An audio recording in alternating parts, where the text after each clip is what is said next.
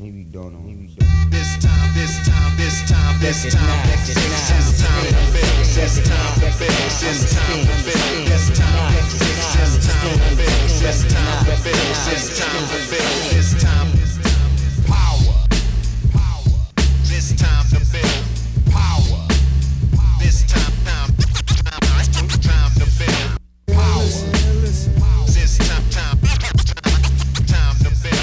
power. What's up, everybody? I'm your host, Chris Hampton. Today is May 13th, 2021, and that means that tomorrow is 5/14, the one-year anniversary of releasing, the official release of my first book, The Hard Truth. And starting today, running for the next 28 days, all book orders from PowerCompanyClimbing.com will come with a new refrigerator magnet that we just had printed of Brendan Leonard's illustration for my essay, The Chains That Bind Us. That's the success pyramid made of blocks of failure, if you need that reminder in your life. All of those orders will also be signed by yours truly and will come with 3 postcards with Brendan's fabulous illustrations and a quote from each of those chapters on the back, ready for a stamp and ready for you to send to a friend who might need to hear a hard truth. Each order will also come with our Banana Commit sticker and our Banana Commit journal, of which I have about 10 lying around at all times. Also, in these next 28 days, I'll be reading to you each day an essay from the book here on the podcast. And I had always planned to release an audiobook. I mean, why not? I've got all the equipment. It makes sense that I would read the book and release it that way. But as I sat down to do it, it just seemed a little stodgy to follow the rules of the audiobook. So instead, I'm going to do it here for you. You're going to hear the page turning because I want to read from the physical book. I'm not interested in reading the Kindle version. I'd like to see Brendan's illustrations while I read. So you're going to hear the page turning. You're going to hear the throat clearing. You're going to hear, if I need to make a comment mid-chapter, I'm going to do so. If I want to laugh at my own jokes, fuck it, I'll laugh at my own jokes. I'm also going to, after reading the essay, have a quick chat with my friends about the essay. I'll be reaching out to a bunch of different people whose opinions that I respect. I've asked them to tell me their favorite chapters, and I've divvied those essays up amongst them. I'm really looking forward to learning what they have taken away from these essays. I'm very guilty of putting out content, putting out art, and then never following it up, never walking behind it to see what the reaction to it is. I put things out and I move on to the next thing. So for me, this is going to be so much fun. And maybe you'll get a new perspective on that essay as well. All right, today, because we're just introducing this project, I think it just makes sense that we start with the introduction.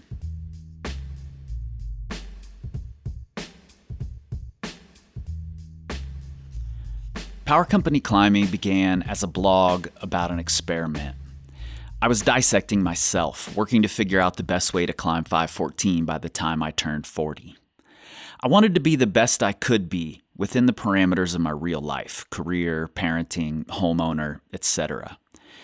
I didn't have time for excuses, so I took a hard truth approach to every single session.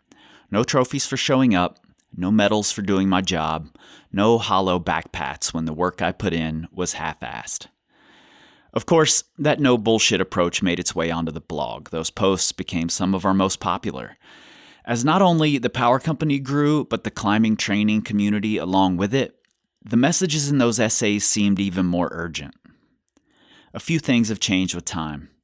The girlfriend or fiance in the essays is now my wife, and we bought a house we love and built the machine shop, our amazing home wall, in one of the best climbing towns in the country. While I now know that not every coaching situation calls for my no-frills approach, I still apply these ideas to my own climbing. In fact, I apply them to everything that I do, and I don't for a second consider that being hard on myself. Without mistakes, there's no reason to grow, but we need to acknowledge the mistakes before realizing that growth. I'm just quick to acknowledge the mistakes. You may not be, and that's entirely okay. I believe in the power of words to both help and to do harm. I'm aware that for some, the directness of the words chosen in this book may not be helpful. We're all on a timeline, and if these words impact you at the wrong time, while I can't apologize, I can suggest that you save them for when you might need them.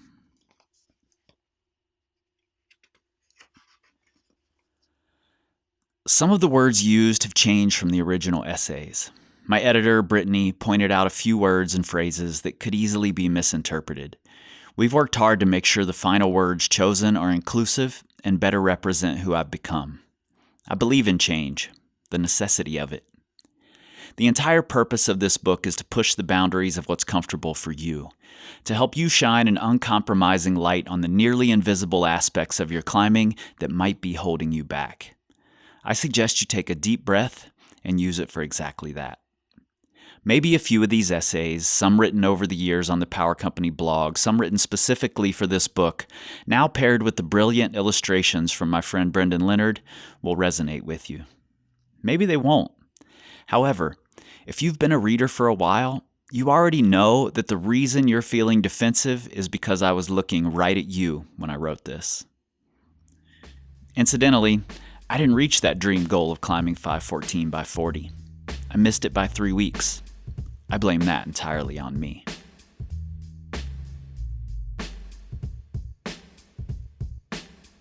Hi, this is Brittany Hoffman, and I'm based out of Wisconsin right now. Do you feel like you've been trapped in Wisconsin? Yes, I feel trapped. Yeah, I that is wondered if that was the case. 1,000% the feeling. I wondered if that was the case. Yeah. Mm-hmm. Something else I've been doing through this whole thing is most people, when they introduce themselves, are very understated and humble about who they are, I think. And I want to build people up and let them know how I see them, because that's something that I think maybe I haven't done in my life as well as I could have. And this being a victory lap, I want to do that. And I was going to ask you what title you would give yourself within this company. We've used the term project manager, but that's not right. That's not the term. I have thought about this so much, especially just trying to summarize it on a resume. And I have absolutely no term that I feel like applies. But what I come back to most is like creative projects. And I mean, I'm not really a project manager. I feel like right. You sort of have a vision or an idea in mind, and I sort of try to figure out how to best accomplish that in various steps. So I guess there's like some project management involved, but it mostly feels like taking bits and pieces of ideas and like actually putting them together in a concrete way. So it's not so much project managing because I'm doing more actual creation of things than I am managing anybody else. Yeah, I agree. In trying to make myself come up with a short, succinct title, I sort of came up with creative advisor. Oh, okay. I like that. And I don't think that completely captures it either, because I'm so appreciative of the questions you ask me, the voice you've helped me find, the voice you bring to our always interesting, always great, deep conversations. You've helped me understand where my growth has come to and where it's going, in a way that I can't really explain, as anyone listening can hear. And I appreciate that so much. Well, thank you. Do you remember that you tried to quit? Oh yeah, I remember it so well. I was thinking about that this remember morning. it so well. I almost like when you told me that you didn't think you could keep doing it because things were just getting overwhelming. Mm-hmm. I almost felt like this like boyfriend who won't let his girlfriend break up with him, who's like, no, you can't leave, but Well, that was not how it felt to me at all, no. actually. No, I don't think I approached it that way, No. but initially that was my like first thought, like, I can't let this happen. Yeah, it was interesting because I've obviously coming into this today, I've been thinking a lot about just the process of starting this and where I was at when we sort of agreed to bring me on, and then how quickly things changed so immediately for me afterward. And, I was just in this place where I was like, in the midst of a really crazy breakup and transition, Yeah. and I had like all of these ideas about what. Oh, sorry. Oh, all good. I'm trying to keep him as quiet as possible, but He lives there too. Yeah. Oh, my sister's here. That's why. There's some movement in and out of the house. But getting back on track to what I was saying. I think that I had all these expectations for myself of like what I wanted this job to look like, and sort of projected a lot of high expectations on you about what you wanted to make this job into. And we didn't know each other that well yet. So I think actually me trying to quit was a really important moment of like trust building for me in our working relationship, because I had a better scope and understanding of like the kind of boss you were and like what you were looking to prioritize, particularly just with, I think, more or less a human experience over like a super professional or or like what's the word, disciplined experience. Like I realized there was not only room for me to be like, hey, I actually don't have time for this week, but also room for me to push back in a way that feels really meaningful and is always really well received. Like I feel like that was a big important moment for me. I was like, oh, he can hear my feedback on things and really take it in and listen. And I was like, cool, okay, I'm for being in an environment like that.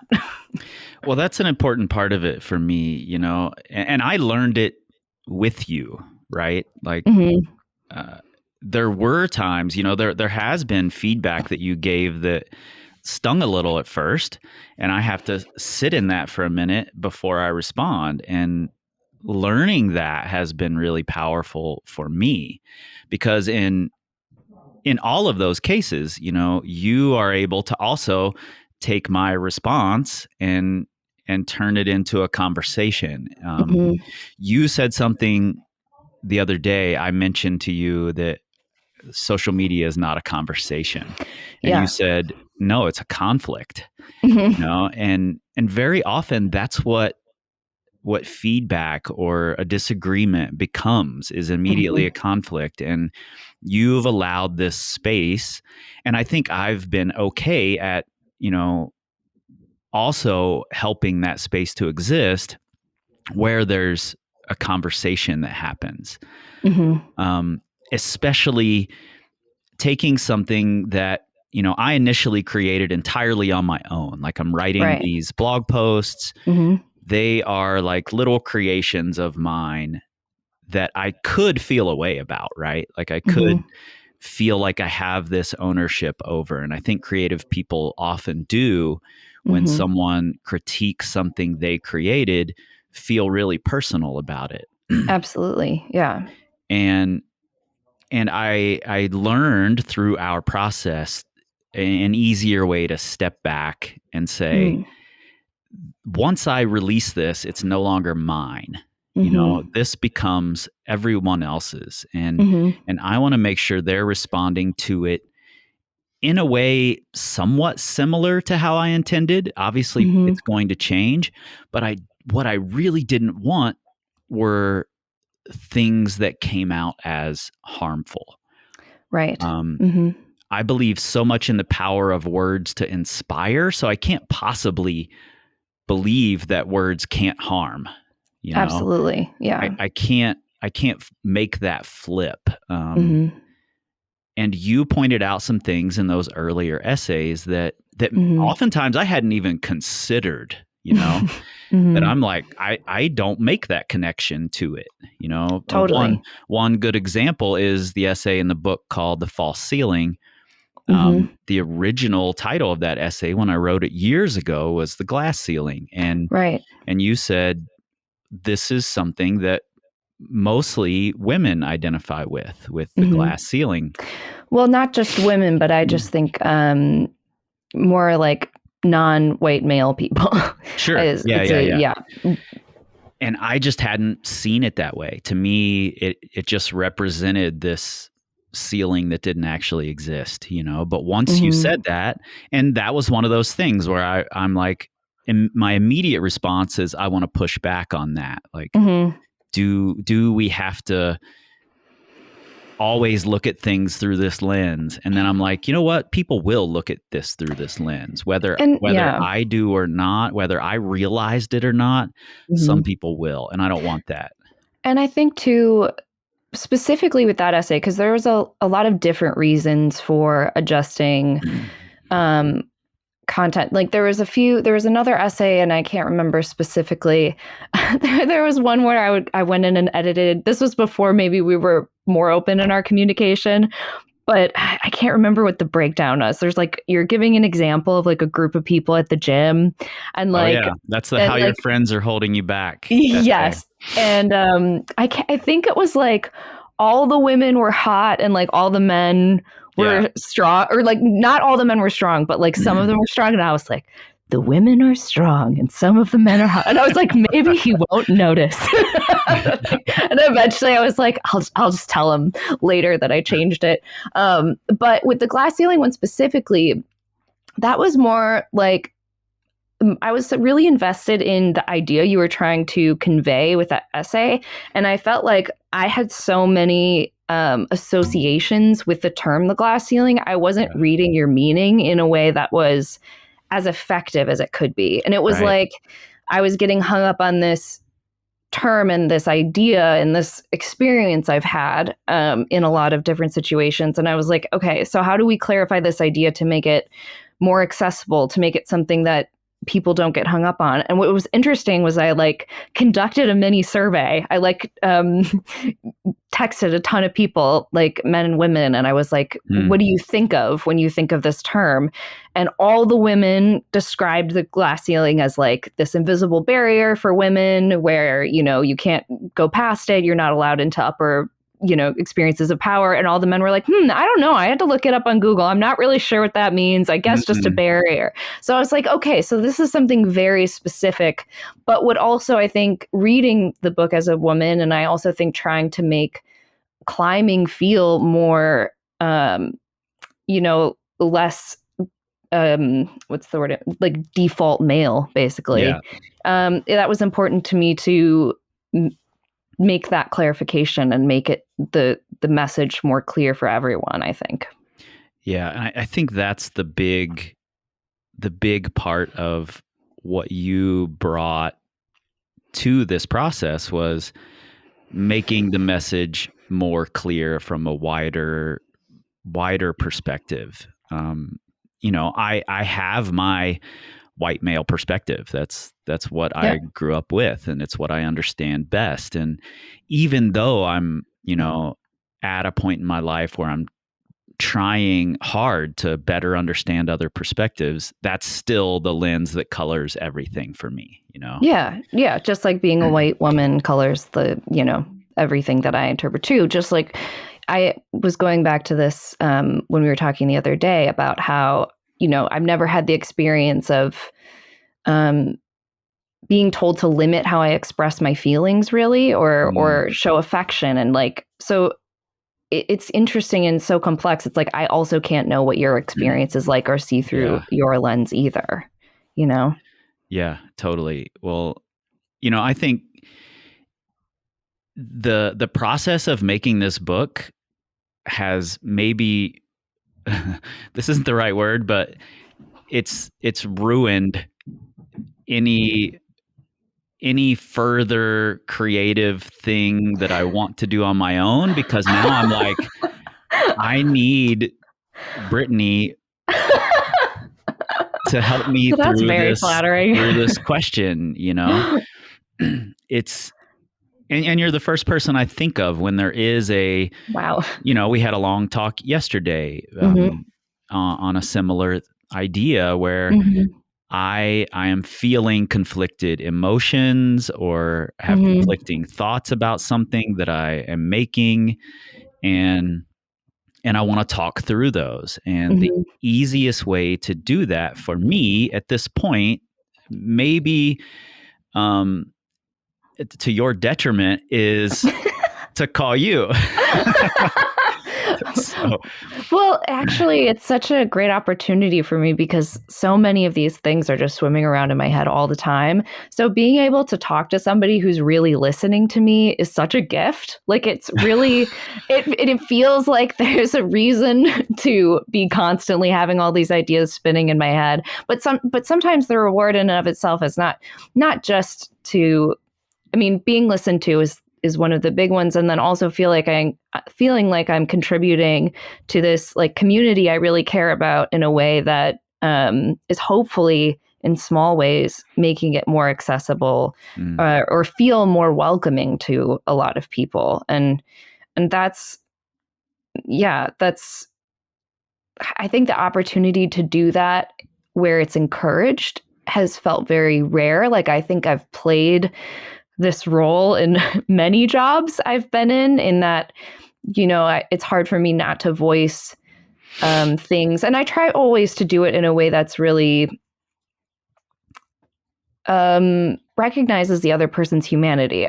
It's shocking to me to hear that this was like a newer learning process for you, because that wasn't the way that I experienced it from you. I was like, oh, he has a lot of experience just having pushback, and he's really good at managing critique. I was like, yeah, that's totally part of his skill set. I never got that, like, whatever you were internally processing was never put onto me, really, because I didn't experience that element of it. That's good. It's something I've sought in my life, and I've had a few key people be willing to give that, and I've always appreciated it. It doesn't change the fact that there are still times when I'm bad at it, that there are still times when I get the feedback and I'm immediately defensive.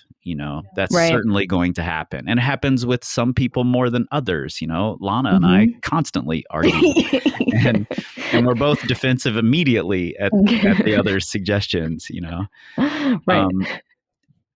But we exist in a weird kind of happy place there, Yeah. And the relationship with you is a different kind of feedback relationship. I actually was just telling Annalisa the other night that I don't remember any of my college classes, except for one. And the reason I remember it was a figure drawing class. And we would do these exercises where we did really quick figure studies, and then we would put them all up on the wall, and we would critique each other's drawings. And we did this every class. And I just happened to be really good at figure drawing. It was one of my big strengths coming out of high school. And the class would always choose not to critique my drawing. Oh, interesting. That's really frustrating. And I was like, yeah, I would find that really frustrating. Man. Like, tell me some things, And I ended up just stopping going to class because I was getting nothing out of it, So I seek these things out, and I don't find them in a way that you provided very often. Well, that means a lot to me. I mean, it's a skill set I work really hard on, which should come as no surprise. But I think I'm somebody who's not afraid of conflict, and that can sometimes, and it sometimes is meant not knowing when to take a break or say we don't have to have this conversation. But I also think it's helped me to step into situations that could be tense in a way that I know my primary goal is to like recognize where you're coming from on the other side and understand your experience leading up to the thing I'm trying to bring up or talk about, and not, I think this happens a lot online where we sort of project the bad guy onto whoever is disagreeing with us in conversation. It's so easy to do that. I do it all the time. But especially when you're in a working relationship with somebody, that dynamic is so important to me. Like, I want to be able to talk about things that are that we don't agree on, or things that are critical. Like, I'm very critical minded. It's just how my brain works. So I try to separate that from making a value judgment about people, especially in projects. Like, I'm trying always my best to be like, I see these things, but seeing them is one of the ways that I say that I care about something. And I also really welcome being told no, being told I don't agree with you, or I agree with parts or don't agree with the whole thing. So I think it's that dynamic. It's interesting we bring this up because I just had a conversation. Do you know Andy and Brandon? Andy and Brandon. Brendan, yeah. Sorry. Brandon. Brandon. I know too many Brandons so and Brendans. It's Brennan. It's Brennan. I know it's Brennan, but it's Andy. And me and Andy talk a lot online. And we were just talking about how we've totally gotten into like giant arguments about things. But she's a person I just adore having those arguments with, because she pushes back. But at the end of the day, we're still friends. We know we respect each other, and we can just jump into another conversation, the next day. And it's about expanding your ideas, not about whether or not you're right or wrong, or whether or not your stance is correct or like morally valuable, but about, okay, how can we push each other to be better, to think about this in a new way, to consider this perspective? And that is how, like, that's the kind of growth I appreciate doing. So it's something that I think prioritize a lot in all of my relationships. It's really interesting hearing you say this. We've never really had this conversation. No, we never have. We always are like, we'll just save it for the podcast. Yeah. Because, we often hear that, two people who are exactly alike will constantly butt heads, Okay.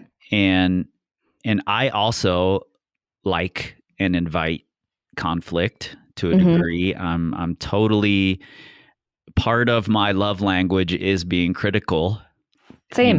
Whether it works for the person I'm giving it to is a different story. God help the people who love me.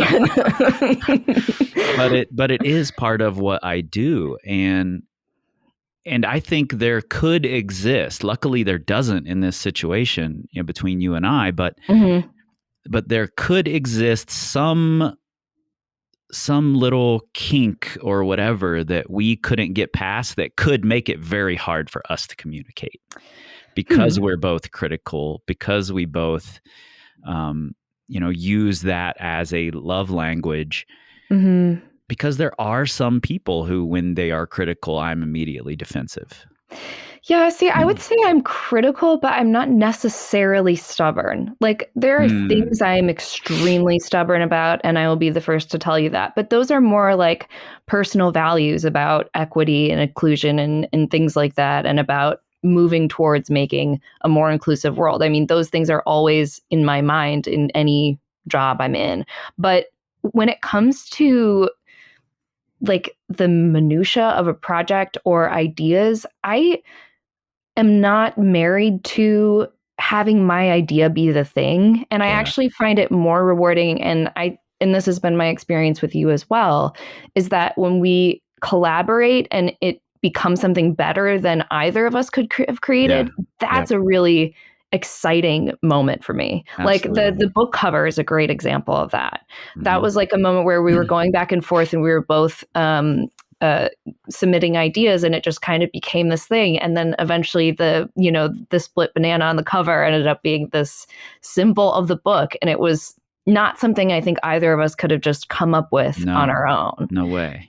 So it's those moments that I'm striving for, or that I look for, I think. And that's probably why for both of us, I don't think either of us are completely married to our idea being the thing, or us thinking we have the ultimate right decision, or we've come to a place of, yes, I know this is the thing that needs to be done. And sometimes that is true. Like sometimes, it's your business and we're just going to do what you said.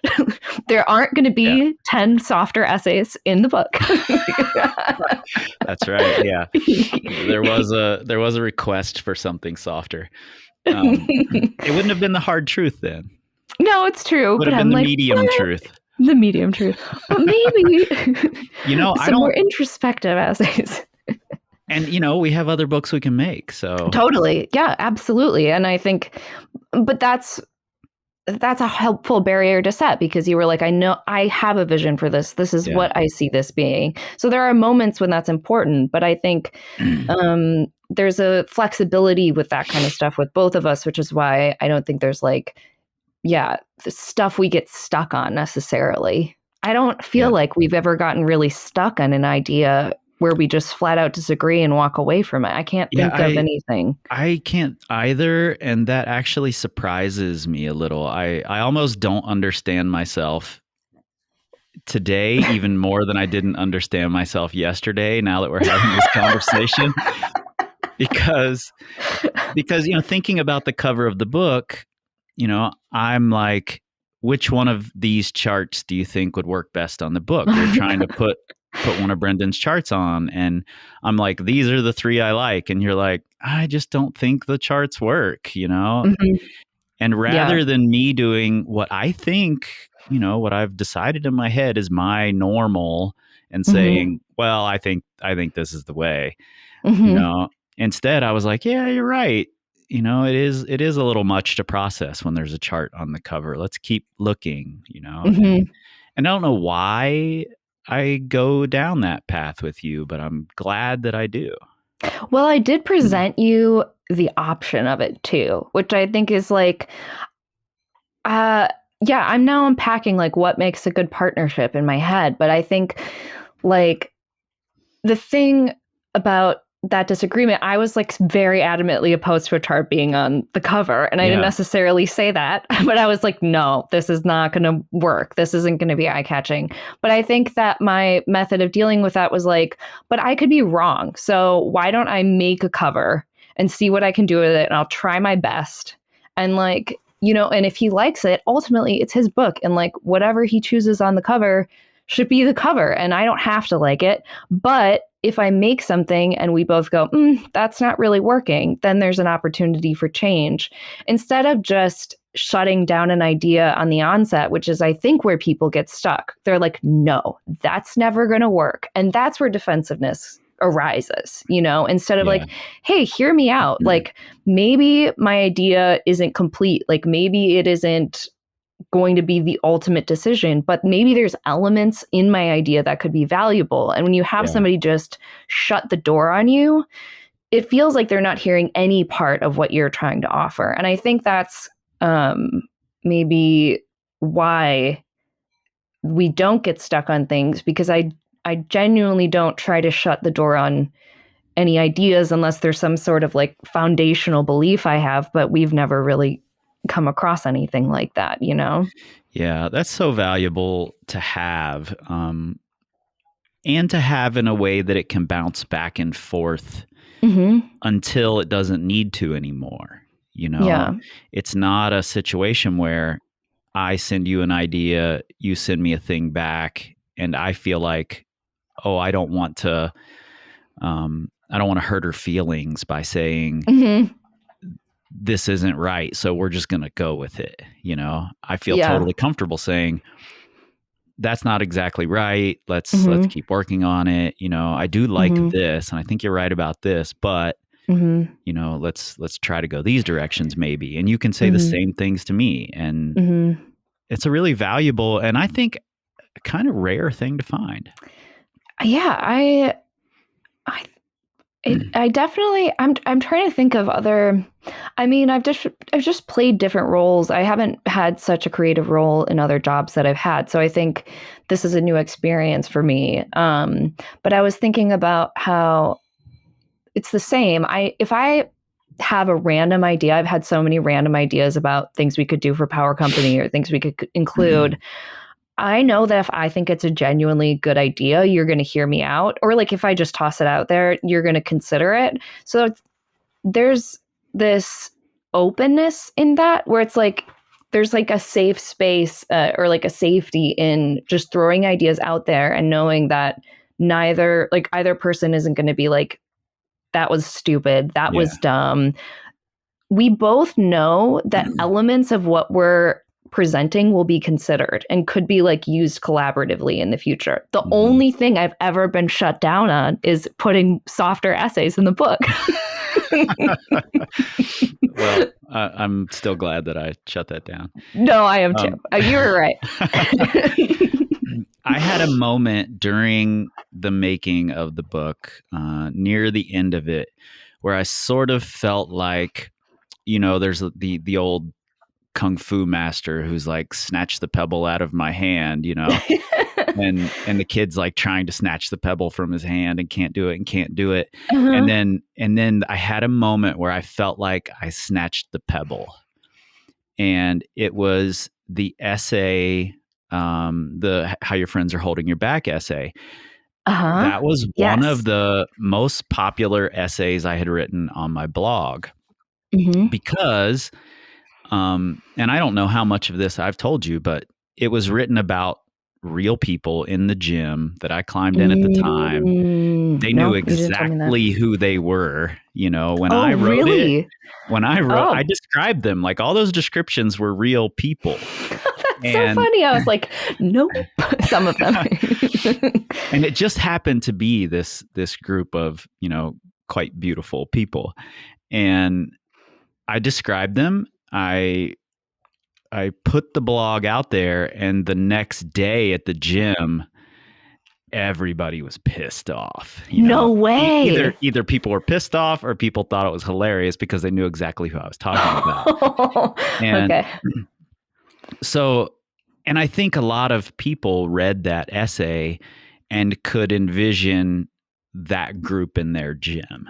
Like, yeah. we've all seen immediately. it. So that essay was one of the really popular ones from the blog way back then, but its original title was Fairy Circles. Yeah. And my like connection with fairy circles at the time when it popped into my head was a fairy circle, the fairies dancing around in this circle like of flowers, cartoon fairies in the woods. Yeah. Well, my mom was super into Wiccan when I was a kid. Like she for real believed she was a witch. Yeah. And we would go hunting for fairy rings in the woods, and witches and, weird things in the woods. And that was my childhood. So similarly, as a kindergartner, I told a girl on the bus fairies weren't real and she cried. So amazing. But when we got to that point in the book and I looked back and I saw that title, I was like, could people read this as some sort of a homophobic slur? It's not meant that way. It was never meant that way. But as soon as I release it, context is gone. You know? It can be taken any way that someone else wants to take it. And I feel like it's my job as somebody who has a voice in this community to try to use words that can't be taken out of context as much as possible. It's never going to be 100%. No. Yeah. But if there's a similar word I can use, if I can still get the point across, if I can Mm-hmm. get my message out there and not Mm-hmm. use the words that can so easily be taken out of context Mm-hmm. and then end up harmful, Mm-hmm. then I should do that. And Absolutely. that's one of the biggest lessons I learned from you in the making of this book. And that was my like snatch the pebble out of your hand moment. Totally. Mm-hmm. I felt like, shit, now I get it, Yeah. And I think opportunities, we've talked about this a little bit before, but, so often when we're creating non-inclusive spaces, it's a failure of imagination. Like we're imagining our audience looks exactly like us. Right. And all it takes, I think, for me, or something I consciously practice a lot, is like trying to imagine speaking to a much more diverse group of people than just would be me. And I mean, the example I always use is I had a sewing account, an Instagram, like I had a sewing business, and like it would be really, really easy to project and assume that everyone who followed me like looked like me. And so just in small ways, consciously making decisions to open up space for other people, I think is really important. And one really cool example recently, I was at Boulders in Madison. You've been there a few times, right? Yeah. Yep. And I hadn't climbed since, I think, the week the pandemic hit. I hadn't gotten back in the gym at all. And I went to Boulders and it was so nice. It was so exciting to be back in the gym. And I went in the bathroom and they had tampons and pads in the bathroom. And I was like, I'm still kind of overwhelmed by how much that impacted me. Right. But climbing has always been this world that feels very male. And it's always felt like there's certain traits or certain ethics or certain beliefs you have to take on as a woman in climbing to sort of get mentored or be accepted into certain circles or be invited into certain spaces, especially out here, because learning to climb outside is a real hurdle at Devil's Lake. Right. And it was this really eye-opening moment for me of like just seeing that in the bathroom and going like, this space is for me. Like, this climbing gym, like, it's for me too. Like, it's for women. Like, It isn't, I'm not an afterthought. Like, I'm actively a part of this community. I'm someone people expect to be here. And I think that was maybe one of the first times I've really had that experience in climbing, where I was like, I'm not just, somebody's girlfriend, someone's expecting to come along. Right. This is for me too. And I think there's a million little ways we make opportunities to tell people that, or we say that to people. And that's kind of what I'm always looking for, is not opportunities to be hypercritical, but like, where are there moments when I can say to people, like, this was made for you. Like, this is for you too. Like, I'm thinking about you. This community is also yours, Yeah. That's something I go back to all the time. I do know, to a degree. I'm learning more and more. A huge part in thanks to you. I think you just summed it all up, kind of the entire making of this book, and really trying to examine the words that we were using in order to make it more inclusive, to make sure that we weren't excluding people. You know? It means so much that you didn't quit. I'm glad every day I didn't quit. That you allowed me to talk you back into working more at your pace. And, I appreciate your voice in here. It's this interesting thing, and I think about this a lot, actually, where, there's a musical artist, and we think, oh, Kendrick Lamar made this album, right. But really it was 75 or 100 people who made the album, Absolutely. And we have no idea who played a part in creating what. And And I feel like I wish there were a way, or I wish I had figured out a way to give you more of the flowers you deserve in the creation of this thing, because it really did play a huge part in it that I can't overstate. That's so funny, because my perception of it is like I felt more included or like more recognized than on any project I've maybe ever worked on. So I mean, well, good. I'm yeah, glad that came like... through. Like I was reading the acknowledgments the other day, and I don't mention you in the acknowledgments. I mention you in the introduction. Yeah, but that makes sense to me. I mention you in in some of the chapters. Mm-hmm.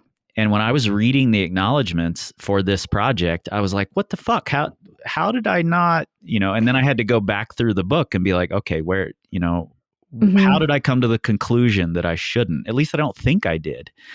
I feel like you wrote the acknowledgments kind of early on. I don't know that I did, actually. I don't know that it would have made sense, just like I mentioned the Power Company team. As a whole. But also you posted things on Instagram too, so I felt like, I always felt like recognized for sure in the process, but that didn't even cross my mind that I should have been, or including the acknowledgments at all, because I feel like just where we're at in building a professional relationship, it just like, I don't know, it just didn't make sense at that time. Or like we didn't have the hindsight really of the book yet. We were still very much in the middle of it. You know what I mean? Yeah. We were not from the outside looking in. We were very much from the inside of it until, I don't know, probably a couple months after it was released, I would think. Yeah, for sure. I didn't have time to stand outside of it at all for many months, because we were constantly reordering and shipping more and, riding the banana wave. The Instagram story banana wave. Yeah. So, well, you are massively appreciated, and I appreciate you having this conversation. I think it, can be beneficial to anybody trying to make a creative thing, to look outside their own perspectives, bring someone in who's good at that, and you have to have value for that though. And I think that's the really essential element, is like, I can be critical all day, and I could do it in a way that's terrible too and not constructive at all. But also, if I'm not being heard, or you're not really taking into consideration, the person who's offering those ideas, it's really not worth anything. And that's why this dynamic works so well. It's just because I know that I'm really being listened to. So it just gives me more confidence to try more ideas or bring up more things or more complexities too, Good. And hopefully your anxieties did not come to fruition in this conversation. No, I feel good about it. I feel like I did. Good. Oh, I did want to go on the record and say there's an essay in the book that says that I would have said the essay didn't fit in the book, but I never would have said that. I think actually while I was reading it, I qualified it. Occasionally I added my own little notes while I was reading to record these. And I think I said, my editor, Brittany, would have told me. And then I'm like, but actually she didn't. She wouldn't have. No. The minute I read that essay, I was like, oh no, I think this fits in the book for sure. Okay. All right. Well, I'm gonna stop, putting you in the position where you feel like you have to volley the compliments back to me. No, I don't feel that way. By saying just thank you so much.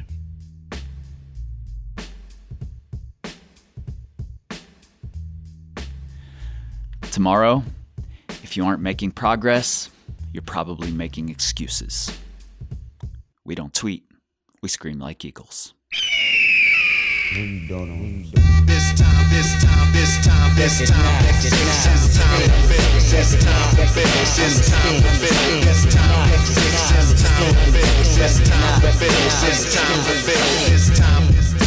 power, this time to build power, this time,